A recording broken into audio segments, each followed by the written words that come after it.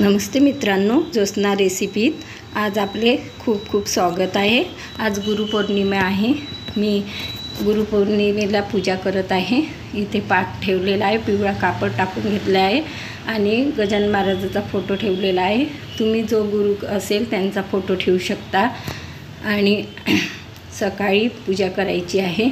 मी फुलं घेतलेले आहे आणि आरती तयार करून घेतलेली आहे। बघा, सगळं घेतलेलं आहे। दिवा लावून घेतलेला आहे, पंचामृत, पाणी, लाल चंदन, अष्टगंध, अक्षिदा, हळकंड, सुपारी, बदाम सगळं घेतलेलं आहे। अशा प्रकारे पूजा करायची आहे। प्रथम आपल्याला दीप प्रज्वलित करून घ्यायचा आहे। मी तांदळाची रास ठेवलेली आहे आणि दिवा ठेवायचा आहे। आणि प्रथम आपल्याला गणपतीचा अभिषेक करायचा आहे। गणपतीची पूजा करायची आहे।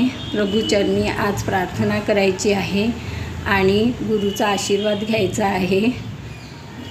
प्रथम पाण्याने अभिषेक करायचा आहे।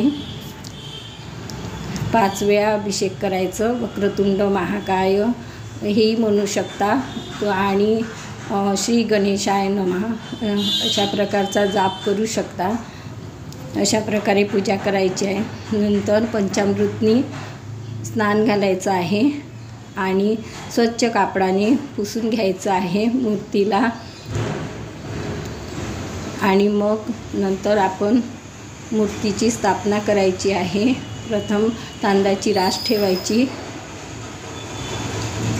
आणि गणपतीची स्थापना करून घ्यायची आहे।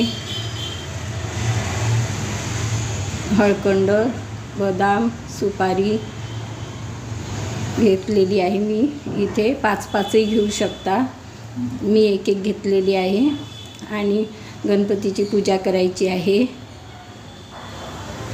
आणि दिव्याची पण पूजा करून घ्यायची आहे। आणि हळकंड, सुपारी, बदाम याची पण पूजा करायची आहे। गुरूंची पूजा करून घ्यायची आहे। गुरूच्या पूजा करण्यापूर्वी तुम्ही अभिषेक करू शकता। समजा फोटो असेल तर तुम्ही असं 5 वेळा पाण्याने आणि पंचामृतनी पाणी एका प्लेटमध्ये टाकून घ्यायचं ओवाळून। अशा प्रकारे अभिषेक करता येतो। फुलं ठेवून घेतलेले आहे, मी वाहून दिलेले आहे। आज गुरूंचा दिवस आहे म्हणून गुरूचा आशीर्वाद घ्यायचा। जवळ गुरु तुमचे राहत असतील समजा तर तुम्ही आशीर्वाद घ्यायला जाऊ शकता। अशा प्रकारे पूजा करायची आहे। आणि आपण पूजेला जी दक्षिणा, फळं वगैरे ठेवतो ते तुमचे गुरु जवळ असतील तर त्यांना द्यायला जायचं किंवा त्यांचा आशीर्वाद घ्यायला जायचं। आणि जवळ नसतील तर तुम्ही मंदिरात देऊ शकता। मंदिरामध्ये दक्षिणा देऊन द्यायची आणि फळांचा आणि प्रसाद आपण वाटप करू शकतो। प्रसाद वाटून द्यायचा। या प्रकारे पूजा करायची आहे। बघा, मी इथे कापूर लावून घेतलेला आहे।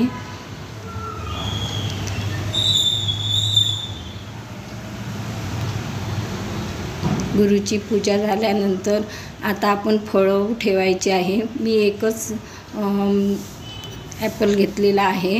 तुम्ही 5 प्रकारचे फळं घेऊ शकता आणि मिठाई घेतलेली आहे। हा प्रसाद ठेवायचा आणि पंचामृत ठेवलेला आहे, पाणी ठेवलेलं आहे एका लोट्यामध्ये। अशा प्रकारे पूजा करायची आहे। आणि अगरबत्ती लावून घेतलेली आहे। शेवटी छानपैकी आपण पूर्ण पूजा झाल्यानंतर आरती करायची आहे।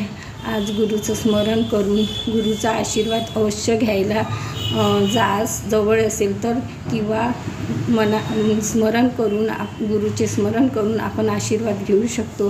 मी आज अशा प्रकारे पूजा केलेली आहे।